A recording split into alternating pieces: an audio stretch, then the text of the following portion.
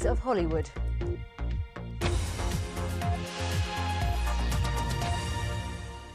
Now, the volcano may be disrupting the party leader's election campaign, but on the ground, some candidates are working flat out. In some seats, the contest could be so close that every conversation with every voter could count. So how good are the parties at getting their message across? Our political correspondent Andrew Sinclair reports from Cambridge. Hi, what's your name? Jill, hi. Juliet. Hannah. In Cambridge, this campaign is being taken very seriously. Every day there are normally 1 or 2 or even 3 public opportunities to question the candidates. So tell me what you would like politicians to do that we're not. I heard it was nightmarish before and it's just bad now. Today 4 of them met members of the city's arts community. They stayed in the same place and the public moved around to listen to whoever they wanted. A couple of the parties have actually pledged to keep arts funding because it doesn't make any financial sense to cut it. For example, for every £1 that the government invests in the creative industries at the moment, they receive 3 back in tax. What we're quite interested in today is how important the politicians actually think the arts are really, truly. The reason they're doing so many of these is because Cambridge could be a very close fight. It's currently a Liberal Democrat seat, but the man who won it, David Howarth, is standing down. His replacement isn't as well known, and the other parties are fielding strong candidates. Every vote could count here.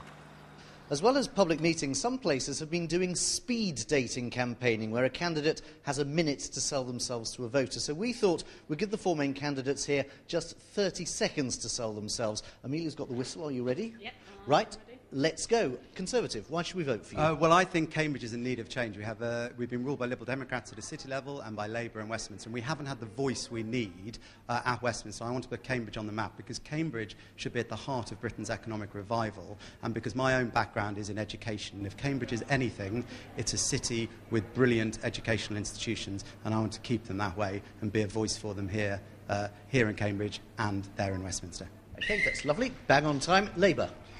Vote Labour because we're far more in touch with families in Cambridge. The current Liberal Democrat MP doesn't drive. Julian says he won't drive. I do drive, and I understand why we need to improve the A14 and keep petrol prices down. So it's about being in touch with the majority of people in Cambridge. Nice and short. Thank you very much. Liberal Democrat. Well, I grew up in Cambridge, so I know the city extremely well. And nationally, together with Nick Clegg and Vince Cable, we're talking about fairness, fair taxes, a fair start for children, a fair green economy, and fair reform. We have to have a political system that works for everybody, and I think in Cambridge and around the whole region we can deliver that.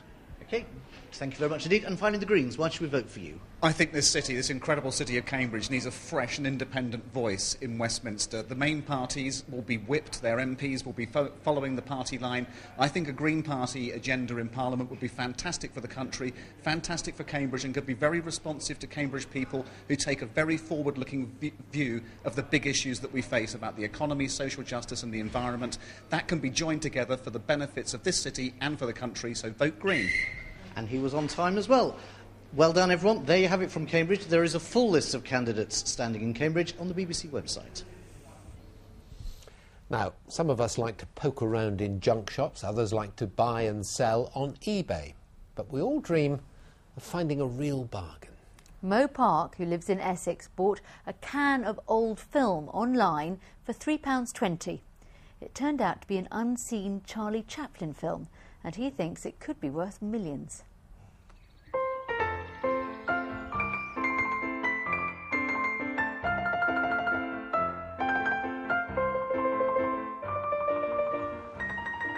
The village of Henham, not far from Stansted Airport.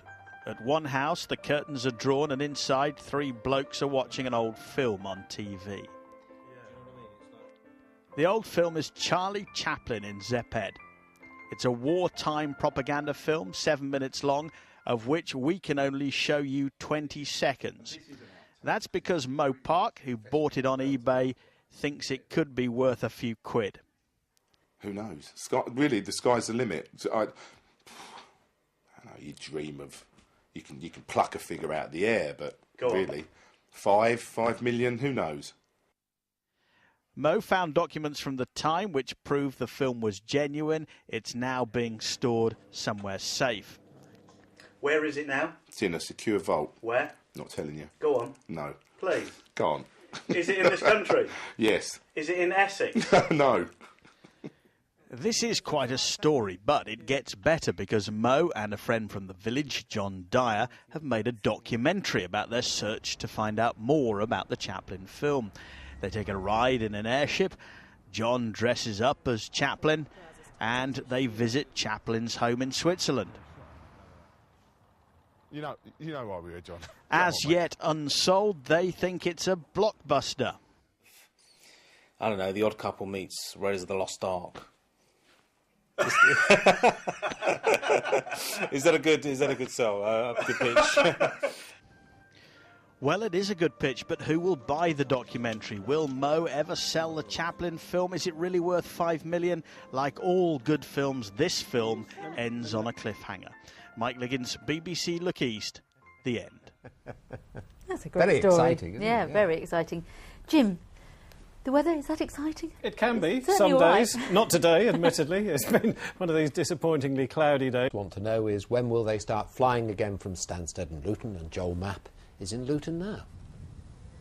Yes, Stuart, you can see the tail fins behind me. Aircraft here remain grounded and the airport closed. And also air traffic control have said there won't be any flights out of our airports before 1 o'clock tomorrow afternoon. But there have been some positive signs. Officials here met a little bit earlier here this evening to discuss the procedure of how to reopen Luton Airport if they do get that all clear. EasyJet have said it's hopeful some flights will leave Luton Airport tomorrow. And there's also been hope at Stansted, although the biggest operator there, Ryanair, have said there won't be any flights flying there before Wednesday afternoon. But of course, if airspace is closed, these airports effectively are a gateway to nowhere. So the advice for passengers, as always, is to keep checking websites.